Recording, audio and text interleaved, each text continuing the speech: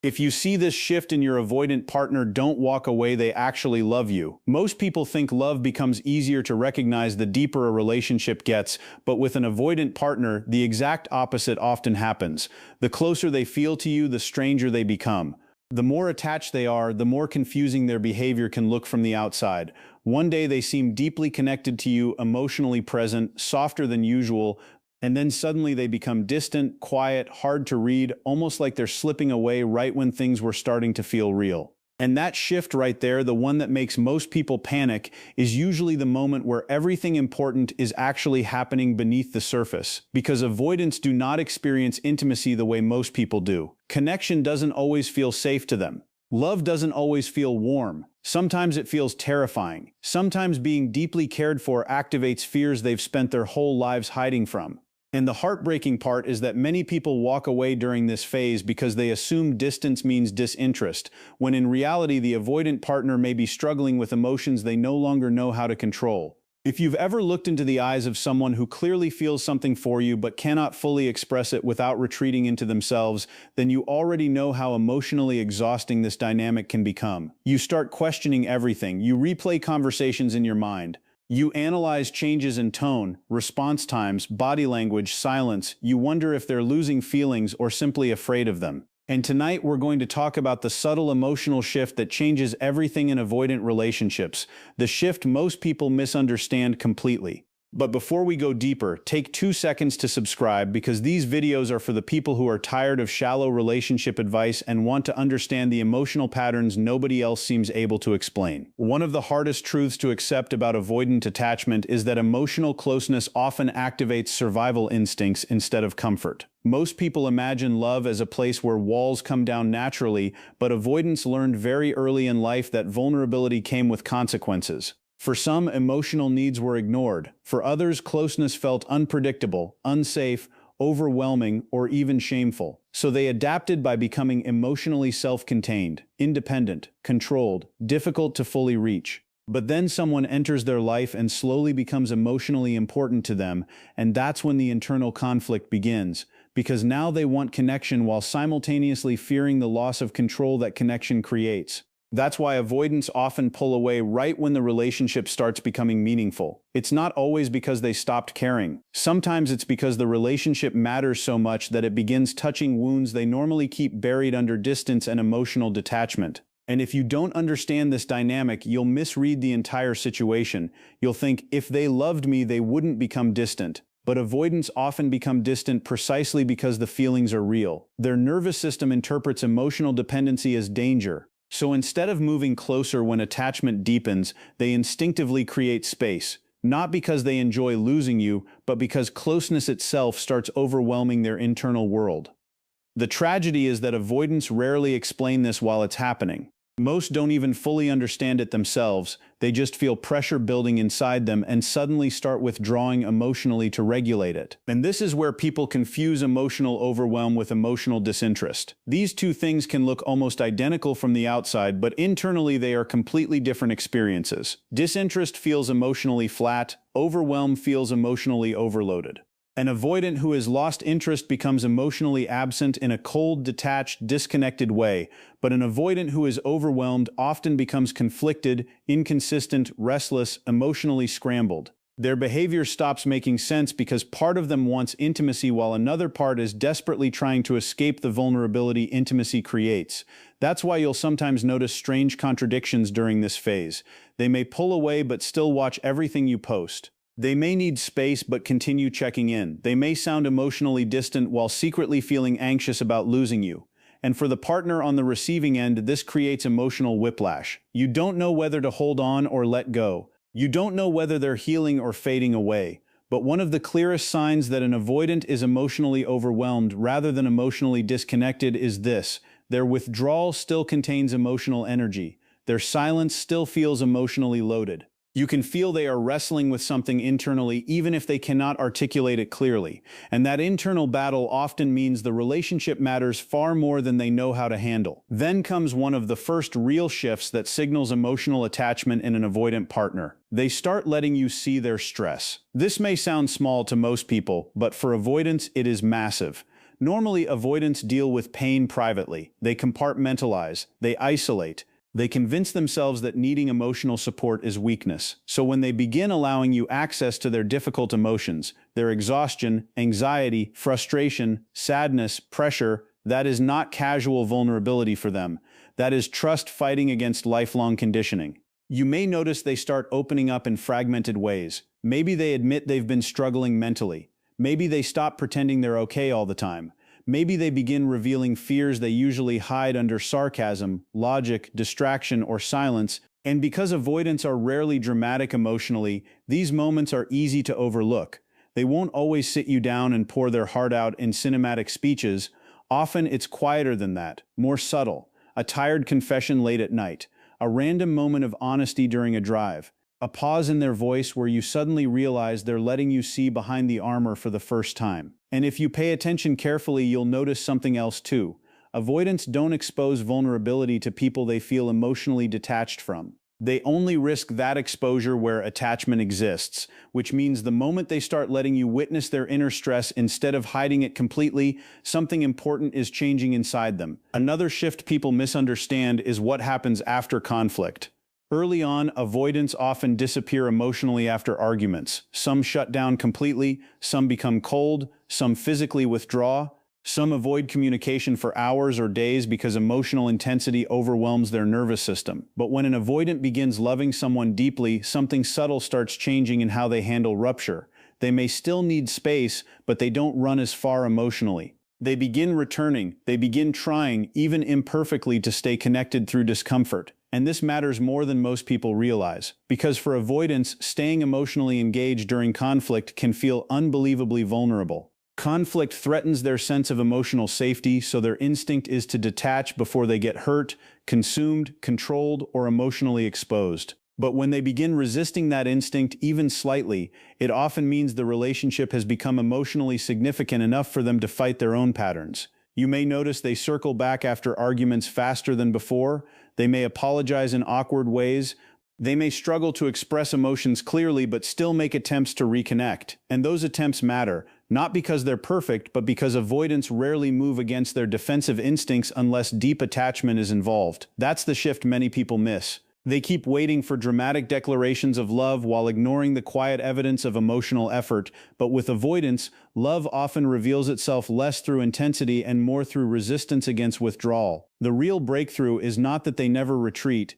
The breakthrough is that they start coming back. And eventually, if you stay long enough to witness it, you begin noticing that even their silence changes. In the beginning, an avoidant silence can feel brutal, sharp, empty, like an emotional wall suddenly slamming shut between you and them without warning. It leaves you sitting there questioning whether the connection was ever real at all. But when an avoidant starts genuinely attaching to someone, their silence starts carrying a completely different emotional texture. They may still withdraw at times, they may still need distance to regulate themselves, but the silence no longer feels emotionally dead. It feels conflicted, reflective, almost heavy with unsaid emotion. You can sense they are still emotionally connected to you even while they are retreating inward. And this is where so many people misunderstand avoidance because they assume all distance means rejection. But for avoidants, silence is often where they process emotions they never learned how to express safely in real time. They disappear into themselves not because they feel nothing, but because feeling too much without emotional tools terrifies them.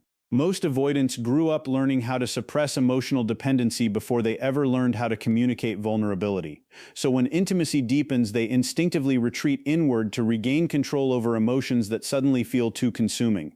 And if you're paying attention carefully, you'll notice something profound during this phase. Even while distant, they remain emotionally tethered to you. The connection still exists beneath the withdrawal. Their energy still reaches for you in subtle ways. They may respond slower, speak less, or isolate briefly, but there is still emotional gravity pulling them back toward the relationship. And that difference matters more than words sometimes can explain. Because underneath all of this behavior is a fear most avoidants rarely admit out loud. The fear of needing someone, not wanting someone, needing them. That distinction changes everything. Wanting someone feels safe because it still preserves emotional control. But needing someone means risking disappointment, abandonment, rejection, vulnerability, dependency, and pain. For avoidance, emotional reliance can feel almost physically dangerous because somewhere deep inside them exists the belief that closeness eventually leads to loss of self or emotional suffering. That's why they often pride themselves on independence to an extreme degree. They convince themselves they're strongest when they need nobody. But then love enters their life and slowly dismantles that illusion. Suddenly there's one person whose absence affects their mood, one person whose opinion matters more than they want it to, one person they think about during stressful moments, one person they instinctively want comfort from even while resisting the urge to seek it. And that realization can shake an avoidant internally in ways their partner may never fully see. Because now they are battling two realities at once: the deepening attachment they feel toward you and the panic that attachment awakens inside them. This is why avoidants sometimes look emotionally restless during periods where they are actually falling deeper in love. Their nervous system interprets emotional dependence as vulnerability, and vulnerability feels unsafe. So instead of leaning fully into connection, they begin unconsciously testing distance, control, and emotional space to protect themselves from the fear of needing you too much. But then another subtle shift starts appearing, and this one is easy to miss if you only look for grand romantic gestures. Avoidants begin checking in without a reason. Not because they have something important to say, not because they need anything practical. They simply start reaching toward you in small emotional ways throughout the day. A random message, a thought they normally would have kept to themselves, a small detail about their routine, a photo, a question that doesn't actually matter. And to someone unfamiliar with avoidant attachment, these moments may seem insignificant, but emotionally they are huge because avoidants do not naturally build constant emotional bridges toward others unless genuine attachment is forming. Every small check-in is their nervous system slowly learning that connection does not always have to feel threatening. They begin letting you exist inside their mental space more consistently. You become part of their internal world, not just their external life. And what makes this so emotional is that avoidants often communicate love through presence before they can communicate it through vulnerability. Their version of affection may look quieter than what most people expect, but it carries incredible meaning beneath the surface. The random text is not random. The unnecessary update is not unnecessary. The tiny moment of emotional reach matters because it represents movement against their instinct to remain emotionally self-contained. It's their way of saying, "You're on my mind," before they fully know how to say, "I'm emotionally attached to you." And this is where so many relationships collapse unfairly, because people underestimate how much effort avoidants are already exerting internally. One of the most painful misunderstandings in avoidant relationships is that their emotional expression often looks much smaller than the feelings they actually carry. Their love rarely arrives in dramatic, cinematic ways. It shows up in restraint, in consistency attempts, in awkward effort, in quiet returns after moments of fear. The problem is that most people measure love by visible emotional intensity, while avoidants experience much of their emotional intensity internally. An avoidant can feel profoundly attached to someone while struggling to verbalize even a fraction of it outwardly, and this creates heartbreaking disconnects in relationships because their partner starts assuming, "If they truly loved me, I would feel it more clearly." Meanwhile, the avoidant may already feel emotionally consumed by the relationship in ways they barely know how to manage. They may replay conversations privately, miss you intensely during space, feel anxious about losing you, think about your approval constantly, and emotionally depend on your presence far more than they admit. But externally, their behavior still appears restrained compared to someone with a more openly expressive attachment style. That's why understanding avoidance requires learning to see emotional effort beneath imperfect delivery. Because sometimes the biggest proof of love is not how loudly someone expresses emotion, it's how hard they fight against the instincts telling them to disconnect completely. And eventually, one of the most important transformations begins taking shape: the shift from escaping to recovering. Early in avoidant relationships, distance is often used as a form of emotional escape. Conflict happens, vulnerability rises, emotions intensify, and the avoidant disappears internally or physically to avoid confronting what they feel. But when genuine attachment deepens and emotional growth begins, the purpose of space slowly changes. Instead of using distance to sever connection, they start using it to regulate themselves so they can return. That distinction changes the entire relationship dynamic. You notice they no longer disappear with the same emotional finality, there's still movement back toward you. They come back after processing. They reconnect after overwhelm. They start learning that needing temporary space does not have to mean abandoning the relationship entirely. And this shift matters because it reveals something powerful happening beneath the surface. They are no longer trying to escape the relationship itself.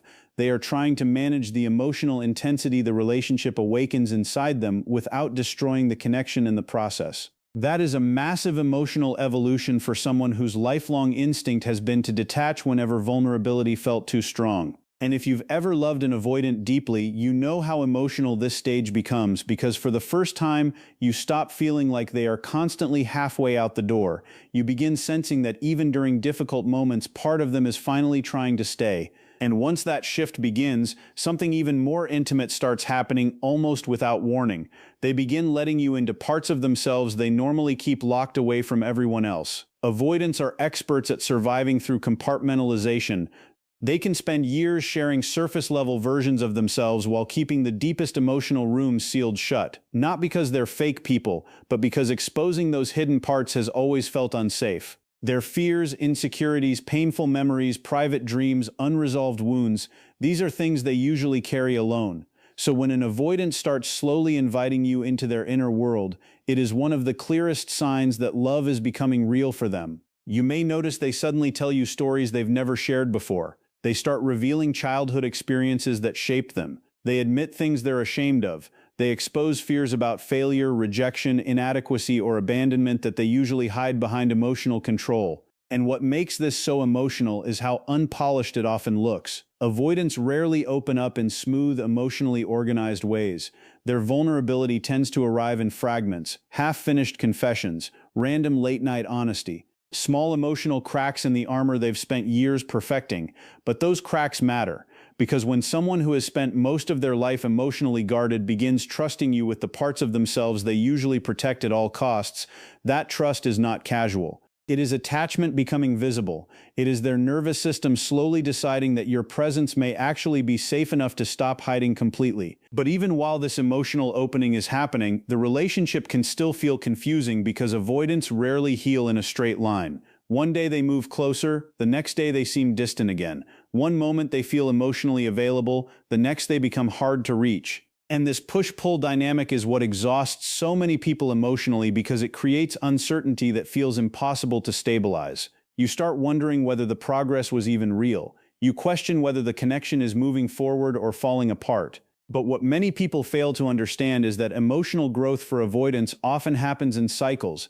not consistency at first. Every time intimacy deepens, old fears get activated alongside new desires for connection. So the avoidant moves closer emotionally, then retreats to regulate, then moves closer again. And while this can absolutely become unhealthy if no real growth exists, there's a crucial difference between an avoidant who is trapped in endless avoidance and one who is genuinely trying to heal. The avoidant who is growing still keeps finding their way back to the relationship.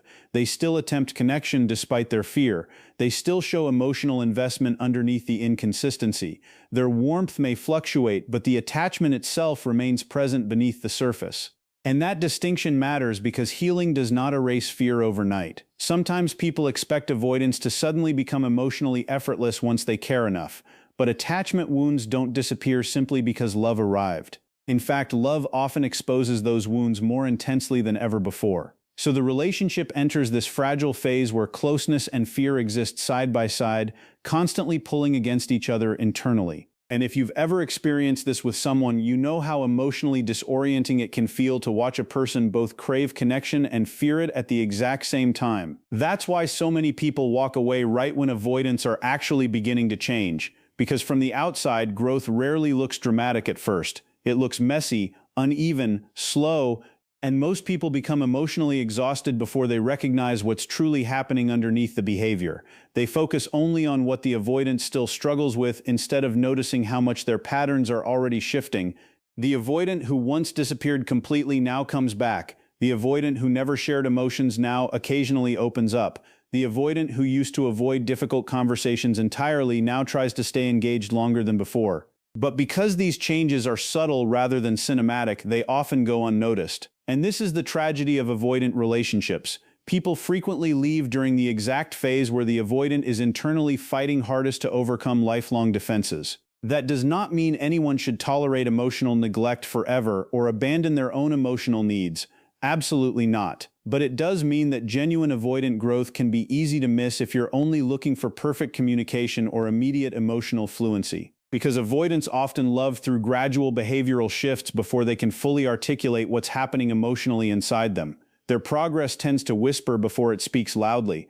And if someone has spent their entire life associating vulnerability with danger, even the smallest movement toward openness can represent enormous internal courage. One of the clearest examples of this courage appears in emotional conversations themselves. Early on, avoidants often struggle to tolerate emotionally intense discussions for very long. The moment emotions rise, their nervous system becomes overloaded. They shut down mentally. They detach. They become defensive, numb, distracted, or desperate to escape the conversation entirely. Not necessarily because they don't care, but because emotional intensity overwhelms their internal regulation system.